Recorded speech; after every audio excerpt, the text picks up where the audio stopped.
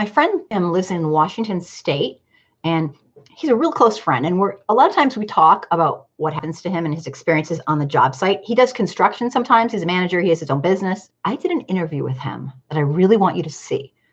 It's basically a day in the life of what happens to him. He's a Black man living in America. And he's on the job site. This is the crap he has to put up with.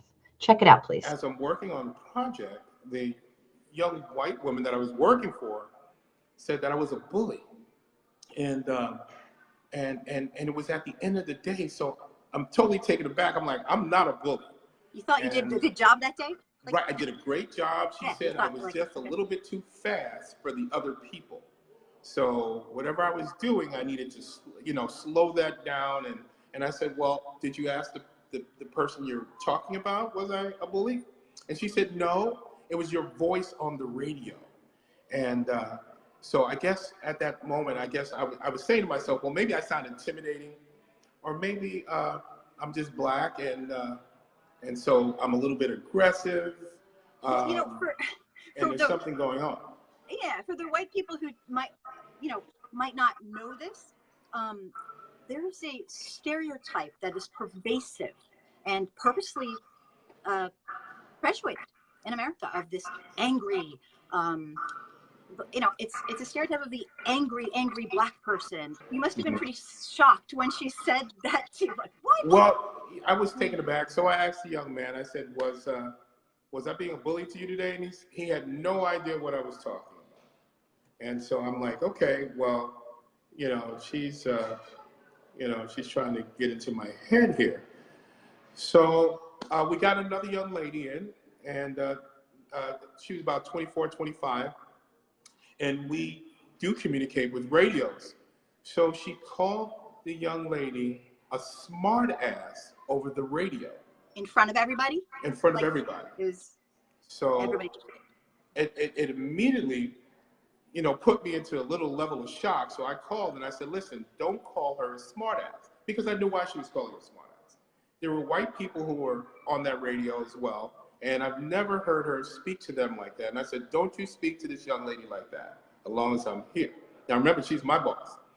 So, but she came to some agreement, and she said that wasn't right. And I'm like, no, it's not right.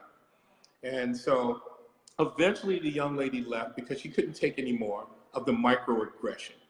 And she quit the job? She quit the job. And she was getting paid a decent wage. She had children.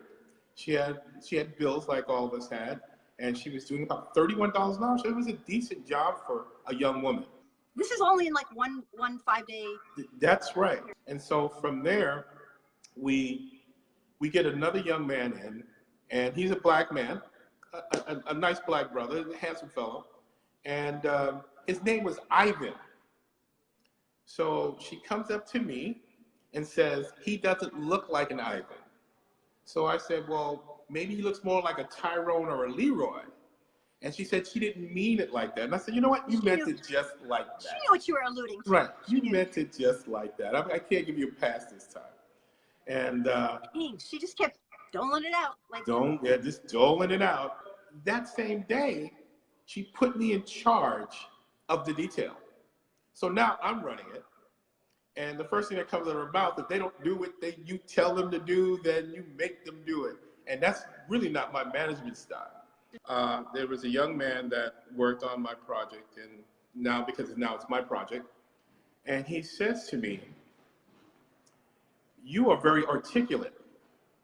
And I really didn't know how to take that, because I'm 56 years old. And the last time I heard the word articulate, I think I was talking to a 7-year-old.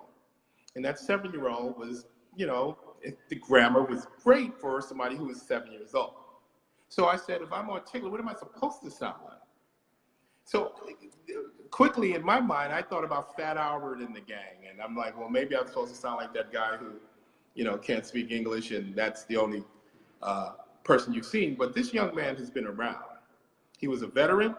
He's been in the Coast Guard. He seemed to be so unknowledgeable. He's trying to compliment you.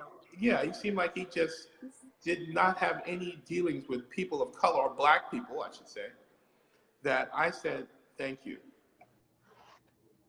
So welcome to Anti-Racism 101. You just heard my friend Tim describe basically a typical day at his work. So why is saying you're so articulate considered racist microaggression to a Black person? Not all of them, but to many Black people it is. It's got an interesting history, and a lot of you may not know about it, so I want to tell you. Historically, Black people were called articulate and well-spoken because they were the exceptions and not the rule. Until around 1863, it was against the law in America to teach a Black person to read and write. A slave could be killed for it.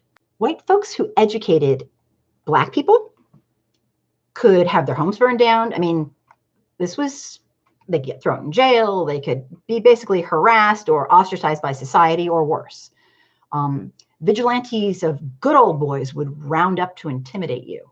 The laws were drawn up in order to make sure that people who were forced into an enslaved status did not learn to read, did not learn to write, because knowledge is power.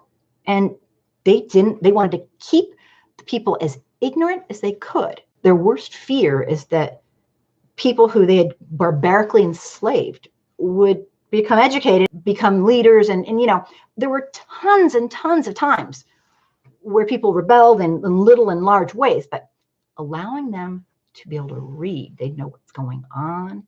Calling someone articulate is almost, it's not a compliment. It's like it signals basically, wow, you're really smart for a Black person. And I'm sorry, that's the way it is. I don't care if you meant it like I meant it nicely.